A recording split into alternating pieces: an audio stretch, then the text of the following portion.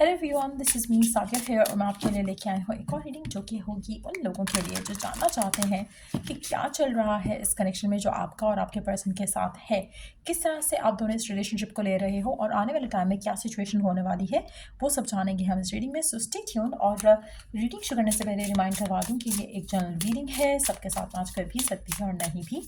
सो जो बातें, जो मैसेजेस मैच करते हैं उन मैसेजेस को पिक करो और बाकी सबको छोड़ दो। अगर आप पर्सनल रीडिंग्स चाहते हो पेपाल से या इजी पैसे पेमेंट कर सकते हो। सिर्फ तभी रीच आउट करो ताकि आपका भी टाइम वेस्ट नहीं हो और मेरा भी।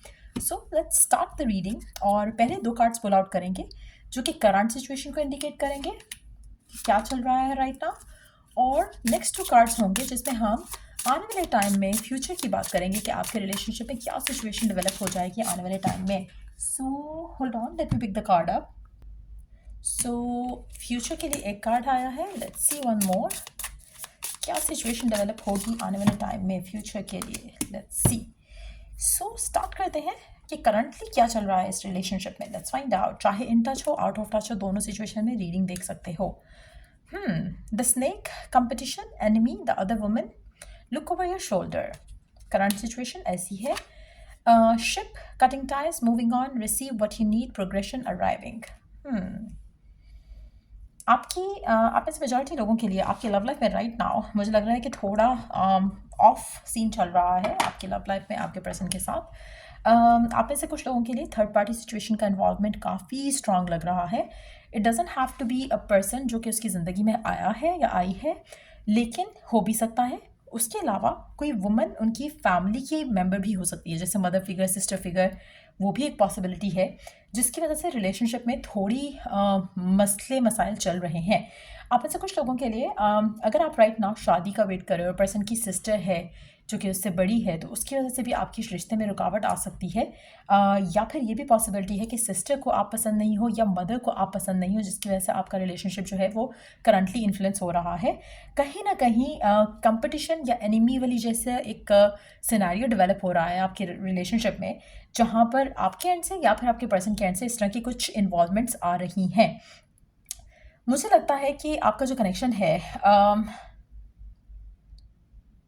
इसको प्रोग्रेस करने के लिए, इसमें आगे बढ़ने के लिए आप दोनों को बहुत सोच समझकर मिल बैठकर कोई डिसीजन लेकर आगे चलने की ज़रूरत रहेगी। इतना आसान नहीं होगा। आप में से कुछ लोगों के लिए ये जो लोग हैं जो इन्फ्लुएंस कर रहे हैं रिलेशनशिप को, उनसे कट ऑफ कर सकते हो आप लोग और अपनी लाइफ में आगे बढ़ सकते हो एक दूसरे के साथ। लेकिन अगर आप लोग कट ऑफ नहीं करते हो तो आपका रिलेशनशिप जो है वो ख़त्म होने के चांसेस काफ़ी स्ट्रांग हैं। सो ये डिपेंड करता है कि आप और आपका पर्सन किसको चूज़ करते हो, इस रिलेशनशिप को चूज़ करते हो और आगे बढ़ते हो एक दूसरे के साथ, या फिर उस थर्ड पर्सन को चूज़ करते हो और इस रिलेशनशिप को ख़त्म करके अपनी अपनी इंडिविजुअल ज़िंदगी में मूव ऑन करते हो। मुझे लगता है कि बहुत ही डिसाइसिव किस्म का पीरियड चल रहा है आपकी लव लाइफ में इस इंसान के साथ राइट नाउ। जो भी होगा आने वाले टाइम में डिसाइड हो जाएगा। सो लेट्स सी कि आने वाले टाइम में क्या डिसाइड होने वाला है आपकी लव लाइफ में इस इंसान के साथ। Let's see. Healing heart break, toxicity and addiction, abusive relationship, coffin, new beginnings, liberation, reborn, transition, tragic endings. Majority लोगों के लिए कनेक्शन एंड हो जाएगा। जो भी आपके जहन में एक स्पेसिफिक कनेक्शन है जिसके लिए भी आप ये रीडिंग देख रहे हो, चांसेस यही हैं कि आप इस रिलेशनशिप को एंड करके आगे जाओगे। बहुत हार्डली आप में से एक या दो ऐसे पर्सन हो सकते हैं जिनके लिए आप इस पूरी सिचुएशन में से जब आप अपने आप को निकालते हो, किसी थर्ड पार्टी को कट ऑफ करते हो, तो आप एक नया चैप्टर अपनी ज़िंदगी में स्टार्ट कर सकोगे। लेकिन मुझे नहीं लग रहा एक्चुअली, टू बी ऑनेस्ट, मुझे लग रहा है कि मेजॉरिटी लाइक 99.9% मैं कह सकती हूँ उन लोगों के लिए रिलेशनशिप ख़त्म हो जाएगा। जो सिचुएशन नज़र आ रही है डेवलप होते हुए, जहाँ पर शायद पर्सन एक्शन नहीं ले रहा, शायद आप एक्शन नहीं ले रहे हो, कुछ ऐसा हो रहा है जो कि कनेक्शन के अगेंस्ट जा रहा है, जिसकी वजह से आप अल्टीमेटली क्या करने वाले हो इस रिलेशनशिप में, आप अपने आप को इस अब्यूसिव रिलेशनशिप में से, इस टॉक्सिक रिलेशनशिप में से, इस एडिक्टिव रिलेशनशिप में से अपने आप को निकालोगे और अपनी ज़िंदगी में आगे बढ़ने की कोशिश करोगे, अपने आप को हील करने की कोशिश करोगे। मुझे नहीं लग रहा कि आप क्विकली किसी नए रिलेशनशिप में जा रहे हो। मुझे लग रहा है कि ये रिलेशनशिप ख़त्म होगा एक सेंस ऑफ लिबर्टी आपको फील होगी, क्योंकि जो पर्सन है, जो आपका कनेक्शन है, आप में से मेजॉरिटी लोगों के लिए कनेक्शन काफ़ी टॉक्सिक हो रहा है।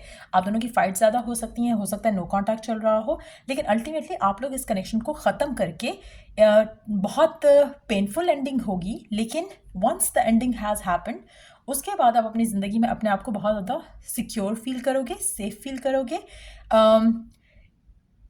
एक सेंस ऑफ लिबर्टी होगी आपकी ज़िंदगी में, जो कि शायद आपको इस इंसान के होते हुए अपनी ज़िंदगी में नहीं फ़ील हो पा रही है। कहीं न कहीं लोगों का इन्फ्लुएंस बहुत ज़्यादा डोमिनेंट हो रहा है, और आपके पर्सन जो हैं, या आप खुद, अगर आपके एंड से वो लोगों का इन्फ्लुएंस है, तो आप खुद भी शायद अपने लिए या अपने रिलेशनशिप के लिए स्टैंड नहीं लोगे, और अल्टीमेटली ये रिलेशनशिप जो है वो फॉल अपार्ट करेगा। So that's what I see very clearly यहाँ पर, और मुझे लगता है कि फिर आप अपनी ज़िंदगी में आगे बढ़ोगे, एक नया चैप्टर शुरू करोगे, जिसमें आप फ़िलहाल अपने आप को अकेला रखना चूज़ करोगे और अपने आप को हील करने की कोशिश करोगे। आप एक नए किस्म के इंसान बन के उभरोगे अपनी ज़िंदगी में। इस लेसन से आप जो लर्न करोगे, ये लर्निंग जो प्रोसेस है वो आपका अभी चलेगा। मुझे नहीं लग रहा कि आप जंप कर रहे हो किसी नए रिलेशनशिप में। मुझे नहीं लग रहा कि आपकी लाइफ में कुछ सडन जो है वो एक नया पर्सन आ जाएगा। मुझे लगता है कि it's gonna take you time कि आप इस ट्रैजिक एंडिंग से अपने आप को निकालो और अपनी ज़िंदगी में आगे बढ़ सको। सो ये थोड़ा इसको टाइम लगेगा इस सिचुएशन को बेटर अप होने के लिए। लेट्स सी कि आपके लिए गिवन सर्कमस्टांसेस में ओरेकल गाइडेंस क्या है। I would like to take some fairy messages आपके लिए। Let's see what is the fairy message आपके लिए गिवन सर्कमस्टांसेस में। लेट्स सी फेरी मैसेज क्या है, डिवाइन का फेरी मैसेज क्या है आपके लिए गिवन सर्कमस्टांसेस में इस रिलेशनशिप को लेकर। What is the message for you? What is the message for you? New beginnings. The fairy godmother heralds the joyous news of a new baby or the birth of a cherished idea. Protect and nurture your ideas as you would a baby. मुझे लगता है कि आपकी ज़िंदगी में new beginnings आएंगी, new chapters खुलेंगे। सो कोशिश करो कि आप अपनी ड्रीम्स, अपनी डिज़ायर्स को लेकर प्रोटेक्टिव रहो। इसमें आपकी, अच्छा एक और चीज़ मैं यहाँ पे मेंशन करूँगी इस कार्ड के बाद, स्पेशली आपकी लव लाइफ को लोगों की बुरी नज़र भी लगी है। एविल एनर्जीज हो सकता है, ब्लैक मैजिक का इन्फ्लुएंस हो सकता है, थर्ड पार्टी ने हो सकता है कि ब्लैक मैजिक का इन्फ्लुएंस यूज़ करके आपका रिलेशनशिप ख़त्म किया हो। बहुत ज़्यादा चांसेस हैं इसके, क्योंकि इस कार्ड के साथ जब आपको एक मैसेज मिल रहा है डिवाइन की तरफ से कि आपने अपने कनेक्शन को, अपने आइडियाज़ को, अपने रिलेशनशिप्स को प्रोटेक्ट करना है, दैट मीन्स कि इसको हार्म है कहीं दूसरी साइड से, किसी भी तरह का एक इन्फ्लुएंस आने का, और ये हार्म आप अपने इस नए बिगिनिंग को आप उससे सेव कर सकते हो, बचा सकते हो। सो बहुत ज़्यादा ज़रूरत रहेगी कि आप जो भी आप नई विश लेकर अपनी ज़िंदगी में आगे बढ़ते हो, नया चैप्टर खोलते हो अपनी ज़िंदगी में, मेक श्योर करो कि आप अपने आप को नेगेटिव लोगों से, नेगेटिव इन्फ्लुएंस से अपने आप को प्रोटेक्ट करके रखो, स्पिरिचुअली भी और अदरवाइज भी। और कोशिश करो कि आप नाउ ऑनवर्ड्स जो भी चीज़ हो आपकी लव लाइफ में, कोशिश करो कि you keep it to yourself. Social media पर डालने की ज़रूरत नहीं है, लोगों को बताने की ज़रूरत नहीं है, क्योंकि कहीं ना कहीं लोगों का नेगेटिव इन्फ्लुएंस आपकी लाइफ में रहा है, जिसकी वजह से आपका जो है रिलेशनशिप ख़राब हुआ और ख़त्म भी होगा आने वाले टाइम में।